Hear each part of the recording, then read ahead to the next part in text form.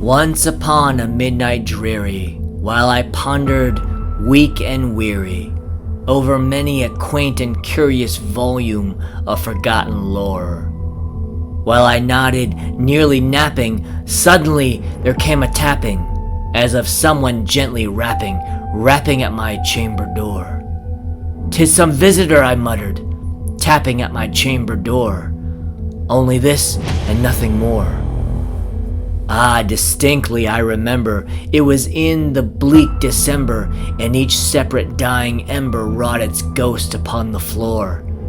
Eagerly I wished the morrow, vainly I had sought to borrow from my book surcease of sorrow.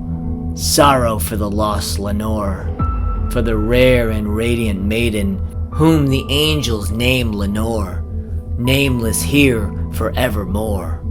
And the silken, sad, uncertain rustling of each purple curtain thrilled me, filled me with fantastic terrors never felt before, so that now, to still the beating of my heart, I stood repeating, "'Tis some visitor entreating entrance at my chamber door. Some late visitor entreating entrance at my chamber door. This it is, and nothing more." Presently my soul grew stronger, hesitating then no longer. "Sir," said I, "or madam, truly your forgiveness I implore. But the fact is I was napping, and so gently you came rapping, and so faintly you came tapping at my chamber door, that I scarce was sure I heard you. Here I opened wide the door. Darkness there, and nothing more." Deep into that darkness peering, long I stood there wondering, fearing, doubting, dreaming dreams no mortal ever dared to dream before. But the silence was unbroken, and the stillness gave no token, and the only word there spoken was the whispered word, "Lenore?" This I whispered, and an echo murmured back the word, "Lenore." Merely this and nothing more. Back into the chamber turning, all my soul within me burning, soon again I heard a tapping, somewhat louder than before. "Surely," said I, "surely that is something at my window lattice. Let me see then what thereat is, and this mystery explore. Let my heart be still a moment, and this mystery explore. 'Tis the wind and nothing more." Open here I flung the shutter, when with many a flirt and flutter, in there stepped a stately raven of the saintly days of yore. Not the least obeisance made he, not a minute stopped or stayed he, but with mien of lord or lady perched above my chamber door, perched upon a bust of Pallas, just above my chamber door, perched and sat, and nothing more.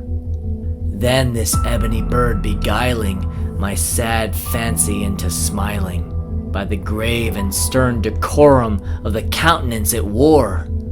"Though thy crest be shorn and shaven, thou," I said, "art sure no craven, ghastly grim and ancient raven, wandering from the nightly shore. Tell me what thy lordly name is on the night's Plutonian shore." Quoth the raven, "Nevermore."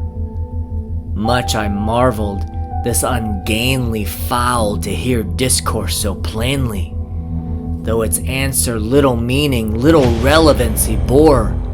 For we cannot help agreeing that no living human being ever yet was blessed with seeing bird above his chamber door.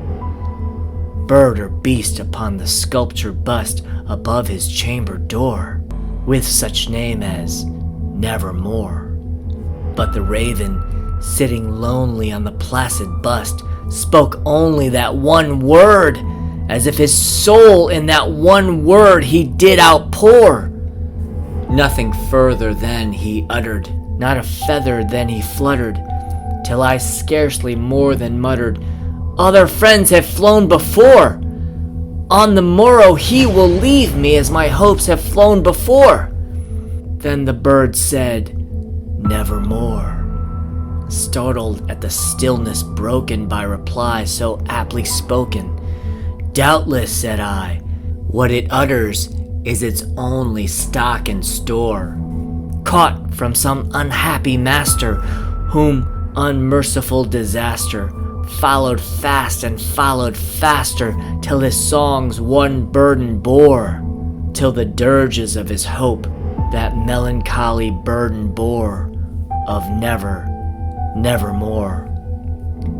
But the raven, still beguiling all my fancy into smiling, straight I wheeled a cushioned seat in front of the bird and bust and door. Then upon the velvet sinking, I betook myself to linking fancy unto fancy, thinking what this ominous bird of yore, what this grim, ungainly, ghastly, gaunt, and ominous bird of yore meant in croaking, "Nevermore." This I sat engaged in guessing, but no syllable expressing to the fowl whose fiery eyes now burned into my bosom's core. This and more I sat divining, with my head at ease reclining on the cushion's velvet lining that the lamplight gloated over, but whose velvet violet lining with the lamplight gloating over, she shall press, ah, nevermore. Then methought the air grew denser, perfumed from an unseen censer, swung by seraphim whose footfalls tinkled on the tufted floor. "Wretch," I cried, "thy God hath lent thee, by these angels he hath sent thee, respite, respite, and nepenthe from thy memories of Lenore. Quaff, oh quaff, this kind nepenthe, and forget this lost Lenore." Quoth the raven, "Nevermore." "Prophet," said I, "thing of evil! Prophet still, if bird or devil, whether tempter sent, or whether tempest tossed thee here ashore, desolate, yet all undaunted, on this desert land enchanted, on this home by horror haunted, tell me truly, I implore, is there balm in Gilead? Tell me, I implore." Quoth the raven, "Nevermore." "Prophet," said I, "thing of evil! Prophet still, if bird or devil!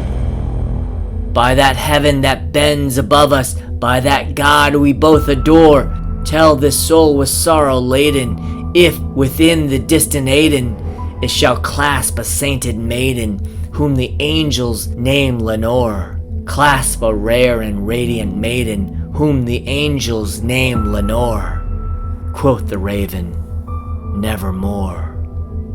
"Be that word our sign in parting, bird or fiend!" I shrieked upstarting. "Get thee back into the tempest and the night's Plutonian shore! Leave no black plume as a token of that lie. Thy soul hath spoken.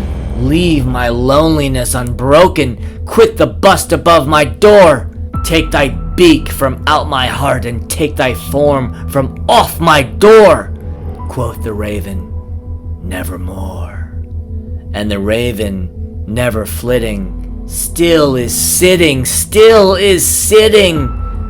on the pallid bust of Pallas, just above my chamber door, and his eyes have all the seeming of a demon's that is dreaming, and the lamplight over him streaming throws his shadow on the floor, and my soul from out that shadow that lies floating on the floor shall be lifted nevermore.